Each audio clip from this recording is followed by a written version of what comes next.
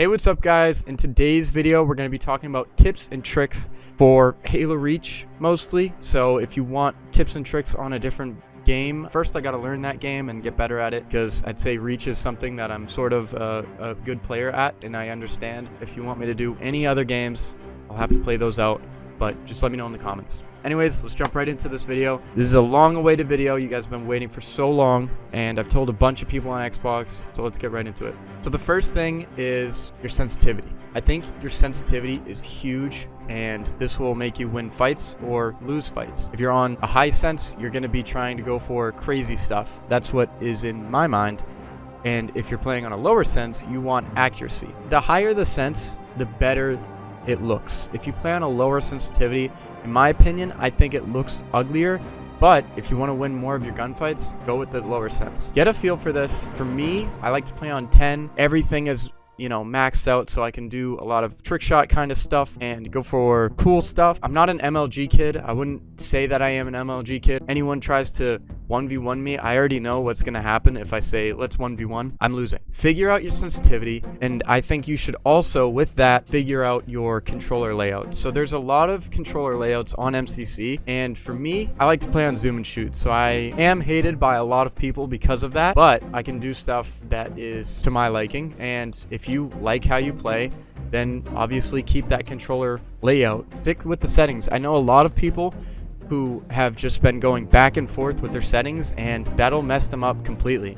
People will change their FOV a million times or change their sensitivity a million times. Find the sensitivity you like, find the controller layout and FOV as well. I forgot to add, find an FOV you like. That all combines into one and makes you a better player. We're gonna do the last thing, which is your aiming. There is modern aiming and classic aiming. So I just realized that I started going on a ramble, but basically I recommend modern aiming because it feels smoother. If you want to have a faster looking reticle movement and sensitivity, I would go with classic. But if you want to be more accurate, stick with modern, and let's get on to the next thing. Next thing we're going to be jumping into is map layouts and spawning, and also weapon spawning. So whenever you pick up a weapon, it has a spawner. It has a timer, a spawner, whatever you want to call it, and that'll be going for however long it says. You can go into Forge and check the spawn times on these weapons, and if you do the math out, it should spawn up every single time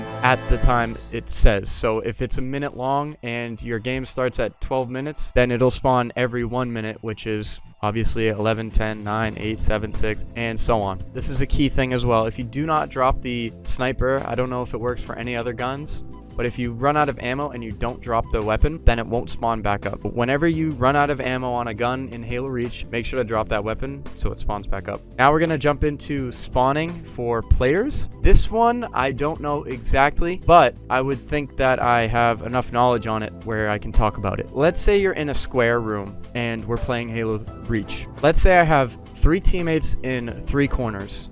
And the last corner is where the enemy should spawn. And the way I see it is spawning in Halo Reach should work like that. There's 3 people every single spot of the map, and there's only one place they can spawn. So if you look around where your teammates are and just keep that in the back of your mind, then you can see where enemies are going to spawn. That's just the way I go and how I think. Sometimes they'll spawn right under you, and it's kind of RNG, but you have to know some knowledge. And if you want to get better, I'd say go into theater mode and see where people are spawning, and also knowing where weapon spawns are spawning, that's a huge thing as well. Another thing that I notice with players is reloading when they're turning into a corner. So whenever there's a long hallway or there's a new room they're going to go into, they'll start reloading, and I think they should reload in a safe spot. I like to call these safe spots a safe spot, obviously, because you're in a safe spot. So when I am walking around and I know that I'm safe, that's when I'll pull a reload and I'll, get ready for more gunfights. If I'm walking down a long hall, like in Reflection, if I'm walking down that long hall and just reloading, 9 times out of 10,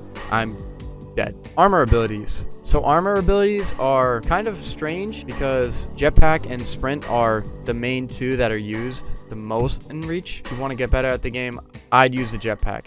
A jetpack is kind of OP. If you use it correctly, you can get up into a certain rat spot and just wait for enemies to come down, and you can just shoot at them. And I'm going to use Reflection again. There's a little symbol that you can stand up top on with a jetpack, and players almost never see you unless you start shooting at them. When you start to shoot at them, then you can drop down and get like a cheeky double kill. If you use sprint, that's also good, but just know your map and know what armor ability you should use. If you're on countdown, I recommend using sprint. Jetpack wouldn't really work. Sword base, you might be able to get away with using a jetpack. It all depends on the enemies, and depending on what your enemies have, then I would use maybe armor lock. I'd be a little bitch and use armor lock. If they're using camo, you could use hologram. Some of the armor abilities are good to counter with other armor abilities. So if you want to get better, try doing that and see how that works. Custom games. Custom games can be utilized in many different ways for getting better at foraging or getting better at movement or even aim training. For me, I don't play it all that much, but when I feel like my aim is off or my movement is off, I'll play parkour for a movement course. It helps me out a little bit when I feel like my movements are off. And also with aim training, I'll go into like a sniper's game and just play snipes for,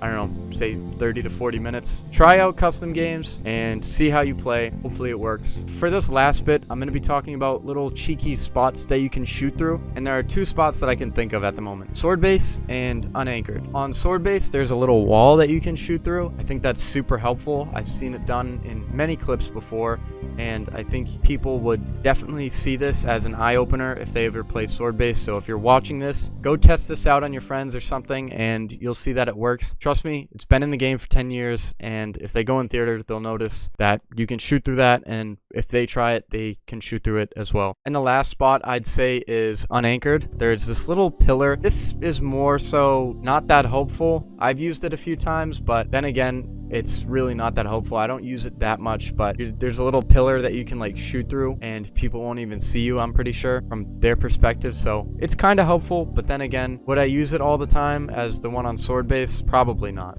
And that's going to do it for today's video. Thank you guys so much for watching. Leave a like and subscribe. If I missed out on anything, make sure to tell me in the comments and I will try to get back to you. And that's going to do it for today's video, guys. I appreciate the support and I will see you in the next one.